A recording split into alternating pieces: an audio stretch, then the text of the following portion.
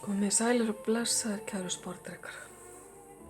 Þá eru spilin ykkar komin á borðið og hér eru við að tala bara orku næstu daga.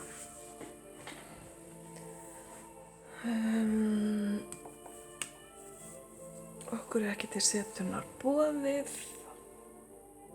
Afneitun, sportdrekar. Hvar er afneitun í ykkar lífi? Hafið þið verið að afneita ykkur sjálfum? Er einhver staða, einhverjir erfiðleikar þar sem að afneitun kemur við sögu? Eru þið ekki að lifa út frá hjartanu? Eru þið að lifa samkvæmt stöðlum annarra? Það er kominn tími til að draga fram hugrekkið og horfast í augu við sannleikann. Ef til vill er afneitunin fólgin í að þið eru að gegna starfi sem að hentar ykkur ekki. Þið eru að gegna starfi sem að stríðir á móti hugsjónum ykkar. Þið hafi kannski verið kallaðir, kæru sportdrekar, til að þjóna samferðafólki ykkar, þjóna mannkyninu jafnvel. Hvernig getið þið best gert það? Þið eru kannski með ákveðnar hugmyndir í gangi.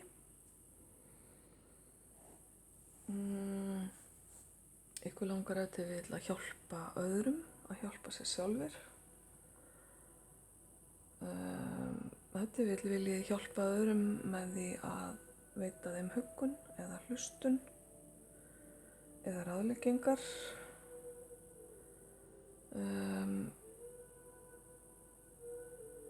Þið þurfið að skoða þessi mál með ykkur sjálfum næstu daga og horfast í augu við þessa þætti og skoða hvar þið hafi verið að blekka ykkur sjálfa.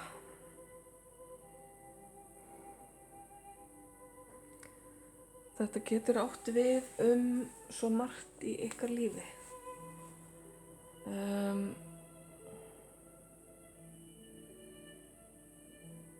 Þið eru ef til vill að þóknast öðrum varðandi það hvernig þið lifi lífinu.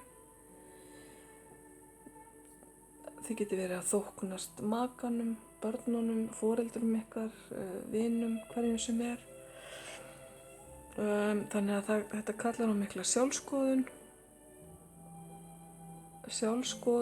á því hverjir þið eruð og hvað þið virkilega viljið. Vegna þess að lykilspilið hérna er að huga sjálfum sér, að degra við sjálfan sig, taka sjálfan sig í sátt og elska sjálfan sig. Það er ekkert alltaf auðvelt, kæru sportdrekar. Þið hafið kannski alltaf látið aðra sæta forgangi í ykkar lífi, en nú er kominn tími til að sleppa því sem er að halda ykkur föstum, lærið að sleppa og farið að hugsa ykkar eigin vellíðan. Stundum þurfum við að setja aðra í forgang, sérstaklega kannski þegar ræðir lítil börn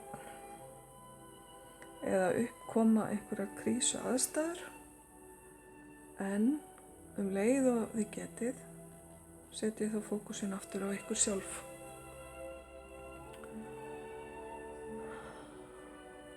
Það að gleyma sjálfum sér getur undið upp á sig og valdið niðurbroti, kulnun og slæmri sjálfsmynd.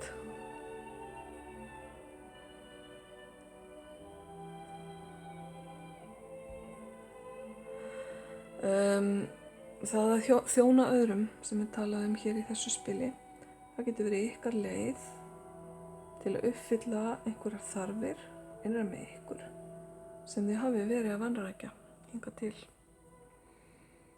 Þannig að það er margt í þessu. En hér þarf að sleppa einhverju gömlu sem er ekki að þjóna ykkur lengur. Fiðrildin í þessu spili tákna umbreytingu og hér er nýtt land fyrir handan, nýtt líf. Ungt par hérna saman virðist vera að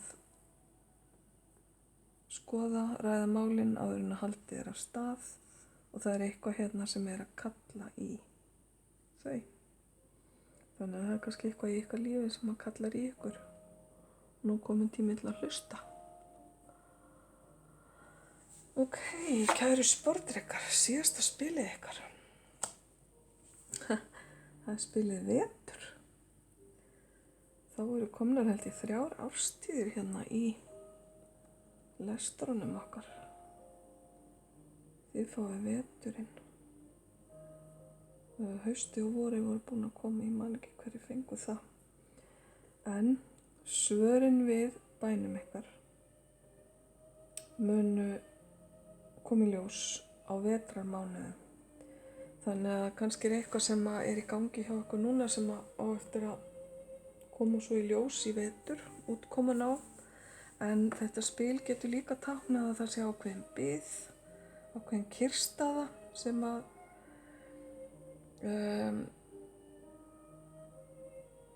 þarf að vera áður en að hlutinni fara að breytast.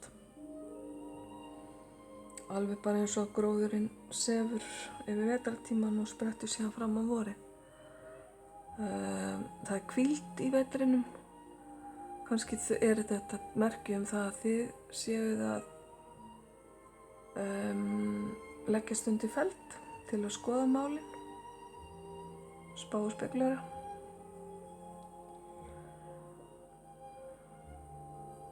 Ok, þetta var bara svona svolítið stutt og laggott, kæru sportdrekar. Smá efni til að pæla í næstu daga. Ég vona að þið finnið eitthvað sannleikskorn í þessum lestri og ef ekki þá vona ég allavega að þið hafi gaman að þessu. Ég óska ykkur allsins besta, ljós og kærleikur.